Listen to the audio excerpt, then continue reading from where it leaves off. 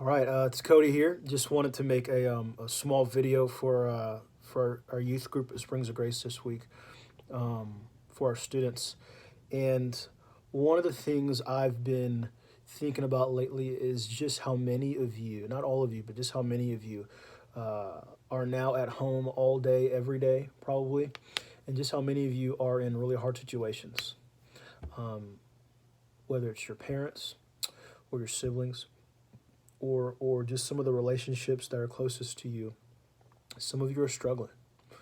That often getting to go to school is a break, but you don't get to do that right now. You don't get to leave your home, and that is something that's incredibly hard for you, for some of you. And I wanted to just read a small portion of scripture that I hope comforts you. It's Psalm 62. In this psalm, David is writing this prayer out where he is being attacked somehow, literally, not metaphorically, but literally. People are trying to attack him. They're trying to, what the psalm says, take him from his high position as king. And he's waiting on God to help. And some of you may be in that same situation where things are happening and you're just waiting on God to help you. But I want to give you one of the last two verses of this psalm that really is the reason why David, in the midst of danger, trusts God. Here's what he says. This is Psalm 62, verse 11 and 12. He says, "Once God has spoken, twice I have heard this, that power belongs to God, and that to you, O Lord, belongs steadfast love." There's two things that belong to God, as we see in this passage: power and steadfast love. And the reason that's important is because God has the power to help you. But if that's all God has for you,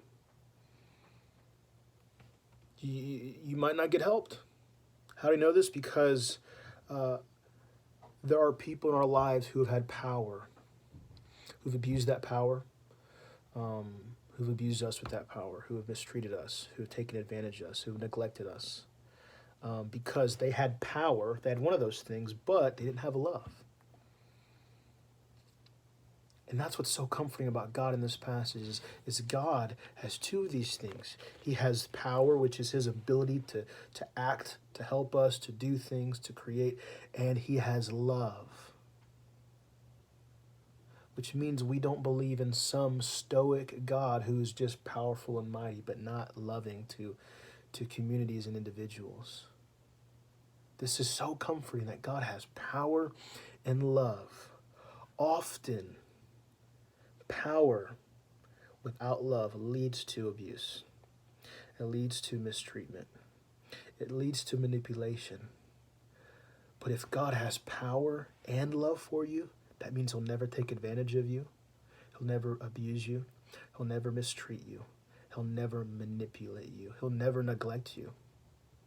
This is such good news, especially in time during the time of pandemic, that God has power. Power belongs to God, and steadfast love belongs to him, because we know that when he has power, and he always does, it will be fueled when it comes to helping us by his steadfast love. That's so comforting to David, and I hope it's comforting for you that God has the power to help you. And he also loves you, which means he will always use his power for your best interest. I hope that comforts you. If you want a relationship where there is this perfect mixture and balance of love and power, go to God. God has it. He is powerful and loving. One of the most comforting things I always remind myself of is this: that the most powerful being in the universe is the most loving being in the universe. Please be comforted by that. Reach out to me if there's any way I can help you with anything or help your family. You can always text me, message me on social media, or just maybe mention something in the comments here in the video. But I love you guys so much, and can't wait to meet with you as soon as all this is over. But remember, the most powerful being in the universe is the most loving being in the universe. That's an amazing thing. So, yeah.